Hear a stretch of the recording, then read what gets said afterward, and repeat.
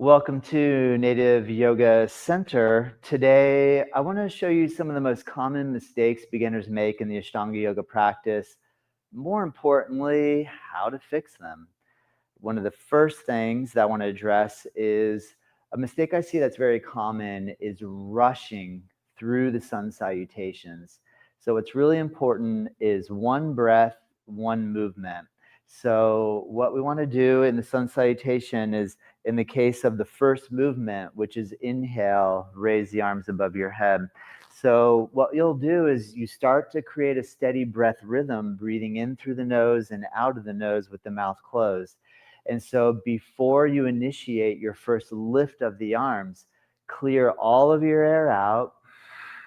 And then on the beginning of the inhale, begin the movement of the arms so that you'll have the time of the in-breath to make the movement with your arms.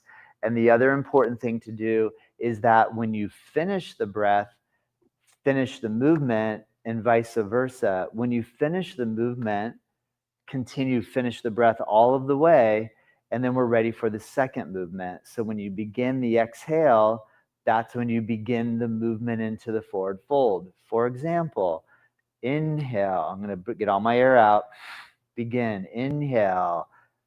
As you're breathing in, you finish the in-breath as the arms touch. Now you're ready for exhale. You begin the exhale and make the movement, folding forward, and complete the breath and complete the movement. Inhale, raise your head, look forward. So slow down your breath. Let the breath lead the body, not the mind. Don't let the mind lead. Let the breath lead your body. The second most common or big mistake that I see is dipping down. What does that mean? So Chaturanga Dandasana is one of the key poses that we use over and over again in the Ashtanga Yoga routine. So it's a very critical pose that we do well from the very beginning. Doing it well can mean doing it a little easier. For example, Chaturanga Dandasana is low push-up position where we go from high down to low push-up. So the couple of main things that we always see with beginners. When we come down, the elbows flare out. So number one, keep your elbows in. The second thing that we see is dipping down or sagging too far low with the shoulders. So we come down, don't let your shoulders go below the height of your elbows. So avoid letting your shoulders come down below the elbows. So that's tricky, that's hard to do. So what you can do is touch your knees on the ground, and when you bend your elbows, put a micro bend in the elbows, emphasize a little more of the drawing of the elbows in. Don't worry about going down so low. Build the strength over time. The other component is trying to keep the body relatively straight. So here we have a plank pose. If we go this way, we're going a little more toward down dog. And if we go this way, we're going a little more toward up dog. Chaturanga is neither, both. We try to keep the body really stiff. So in this case, watch how I'm just bending my elbows a little bit, but I'm keeping my body relatively straight and strong, avoiding dipping down into the back or pushing up and sticking the hips in the air. And so those are some of the key components of the Chaturanga that if you work on that and do it well, you can save yourself a lot of challenge with shoulder issues. All right, and the third thing that I see quite often is forcing the stretch. So for example, let's pick apart the Paschimottanasana. So if I go to grab a hold of my feet and my toes are a long way away, usually I take up a lot of the slack with the rounding in the back. And then I think I just got to go deeper. So I end up forcing the back into a deeper rounding position. And so don't force. Again, this is where breath comes in. Really important. Pay attention to the breath and just try to focus on breathing. And through that breathing process, let the body go deeper into the fold through coordination of movement versus forcing yourself in. So this is really important, and you'll apply this principle pretty much to every single pose that you come across. And the fourth mistake that I often see is holding the breath. And so let's take, for example, Murdityasana C. I go for a twist.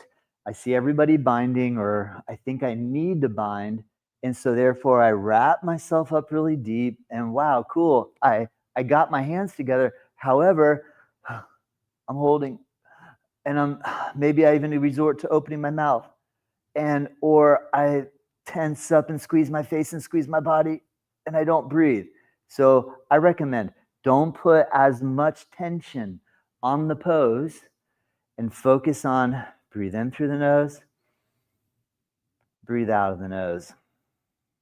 So try to keep the breath in through the nose, out of the nose. Very steady and fluid all the way through.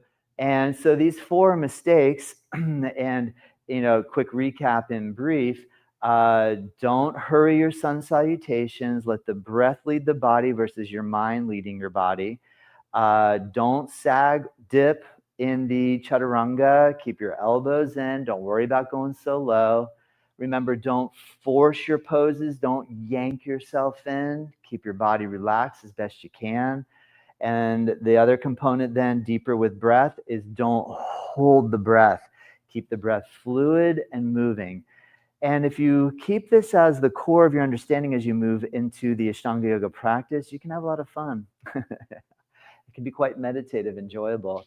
Remember to follow us at Native Yoga. If you're watching on YouTube, please subscribe and hit the like and leave us a comment. We really appreciate.